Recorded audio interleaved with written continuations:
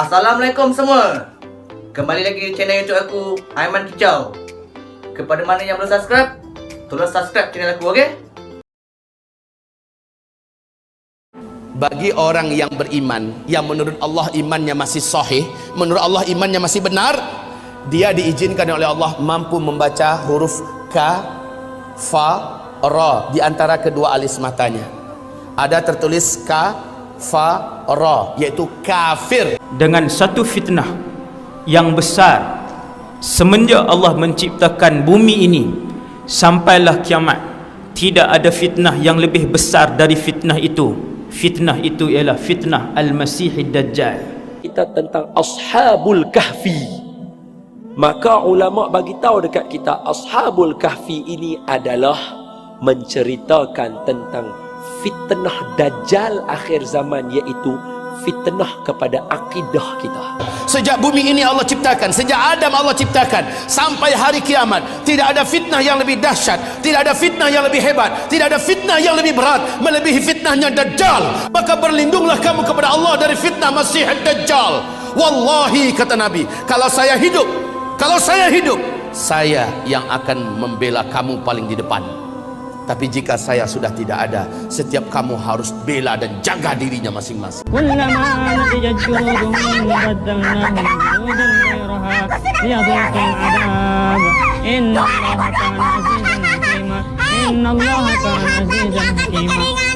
Innalladzina kafaru biayatina sawfa nuslihim nar kullama nadijat juluduhum baddalnahum juludan ghairaha liyadhuqul adab. Pada hari pertama Dajjal keluar, tidak akan ada setitis pun air untuk diminum,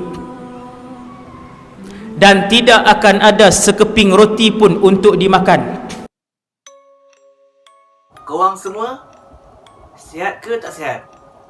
Hari ni bermulanya lockdown kan? Semua cuti kan? Habis korang semua buat apa? Buat bangun tidur. Aku tak nak buang masa lagi. Hari ni aku nak cerita pasal Dajjal. Dajjal ni, dia ni adalah makhluk Allah yang tak akan mati dan umurnya memang panjang. Dajjal ni pula, dia punya muka dia, rambut dia kerinting panjang. Lepas tu mata dia ada dua, sebelah tertutup, tapi kau akan nampak macam daging-daging tau. Daging-daging macam kena jahit macam tu. Lepas tu badan dia besar. Badan dia memang besar, badan Dajjal ni. Lepas tu dia punya dekat dahi dia, kalau orang yang beriman, dia akan nampak perkataan kafir dalam bahasa Arab. Sekarang ni Dajjal dah hampir tiba. Sebab apa aku cakap macam tu? Yang pertama, korang tahu tak Tasik Tawbariah, ataupun dikenali sebagai Sea of Galilee? Kalau kau search dekat YouTube, Google dia akan keluar Tasik tu. Dajjal pernah cakap, suatu hari nanti Tasik Tawbariah ni air dia akan surut dan kering. Bila air dia surut dia, time tu lah Dajjal akan keluar. Kalau kau nak tahu, Tasik Tawbariah ni terletak dekat Israel. Setiap bulan air tu akan mula surut tau. Karena Danau Tiberias hanya cuma satu di muka bumi, di Israel, yang dulunya adalah Syam juga. Baik kaum muslimin yang kami muliakan. Yang kedua, laki-laki yang terikat ini yang ternyata adalah Dajjal. Dia bertanya tentang Danau Tiberias. Lalu Tamim Ad-Dari berkata, apanya yang kau ingin tanyakan? Airnya, masih ada air nggak sekarang? Maka dijawab oleh Tamim, airnya banyak. Dan memang Danau Tiberias ini sejak terbentang bumi tidak pernah airnya susut. Airnya full maksimal. Lalu apa kata laki-laki yang terikat itu? Dajjal ini, nanti kalau airnya sudah menyusut, tinggal sedikit, saatnya saya akan mengelilingi seluruh dunia, saya akan masuk seluruh kota-kota, saya akan kuasai manusia. Untuk Bapak Ibu ketahui seluruhnya, sejak tahun 2003 terjadi penyusutan Lalu 2004 pemerintah Israel secara resmi membuat garis merah.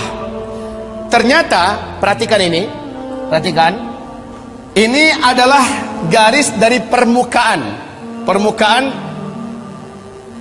danau Tiberias, ya. Ini dasarnya.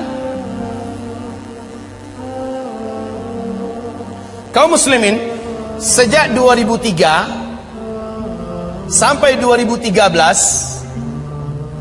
sejak 2003 sampai 2013, danau ini telah mengalami penyusutan yang sangat signifikan.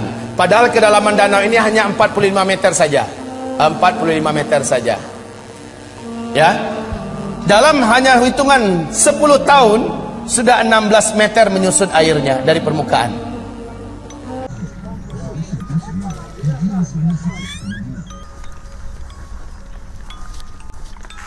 In our best days, the Sea of Galilee used to be just by the edge of the grass that you see here. It's like a bank.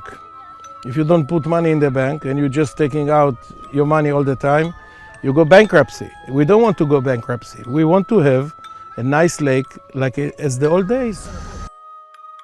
Yang kedua, Ladang Baisan. Ladang Baisan ni, ia terletak dekat Palestin.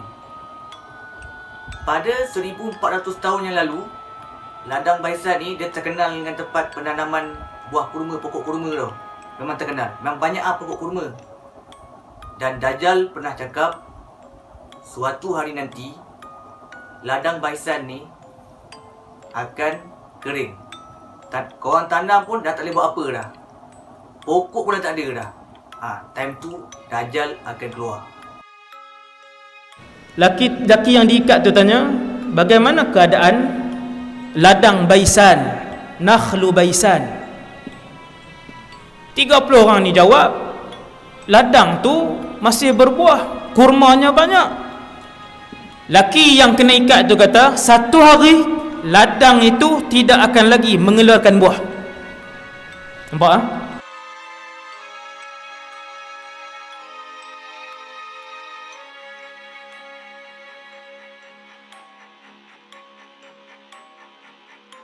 Inilah kota Bisan yang digambarkan dalam hadis Rasulullah sallallahu alaihi wasallam.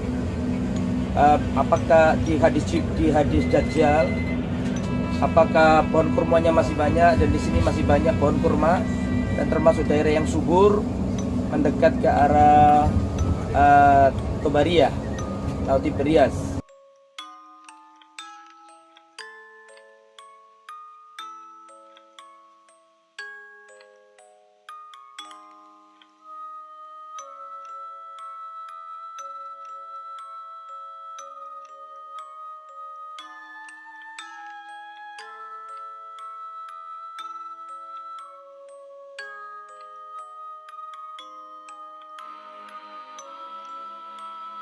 Yang ketiga, mata air Zuhur ataupun dikenali sebagai Ain Zuhur. Ulama moden pernah cakap mata air Zuhur ni adalah laut mati. Pada dahulunya diorang panggil Ain Zuhur. Sekarang dah jadi laut mati. Ulama cakap sebab dia dah buat kajian. Dan Dajjal pernah cakap suatu hari nanti laut mati itu akan kering. Dan pada tu Dajjal akan keluar. Kalau kau nak tahu lagi mendalam lagi, korang tengok video ni. Ain Zuhur ni adalah mufti Mesir yang lepas, Dr. Ali Jum'ah. Dia buat kajian, kemudian dia pergi. Bila Nabi sebut Ain Zuhur ini dekat dengan Syam, Syria, Jordan apa semua ni, pasukan ulama daripada Mesir ni pergi ke kawasan sana, dan mereka mendapati Ain Zuhur itu merujuk kepada laut mati. Laut mati. Saya sampai laut mati tu 2 kali. Waktu tu jahil lagi. Tempat tu tak boleh pergi tuan. Tidak digalakkan. Kan?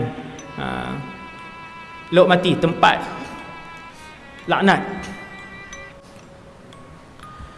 Laut mati itu 100 tahun yang lalu penduduk di situ sebut Ain Zuhur. 100 tahun yang lalu, penduduk di situ sebut itu Ain Zurar. Ketika kumpulan ulama daripada Mesir, termasuk mufti Mesir yang lalu, pergi ke situ, berdiri di atas, bukan di dalam air tu, di tepi Laut Mati, berdiri. Orang kampung sebut, wahai Tuan Mufti, dulu di sini adalah sebahagian daripada Laut Mati tu. Dia tunjuk satu pokok jauh daripada Laut Mati tu, pokok jauh daripada Laut Mati tu. Dia kata, wahai Tuan Guru, dulu di pokok itu, situ masih lagi digenangi oleh Laut Mati. Dan hari ini dah mula surut. Sampai di sini saja video aku kali ni. Aku harap apa yang aku kongsikan kat korang, korang buka mata korang dan korang faham. Okay? Aku minta maaf kalau apa yang aku kongsikan kat korang ni salah ke apa ke, minta maaf sangat-sangat. Okay? Terima kasih. Assalamualaikum.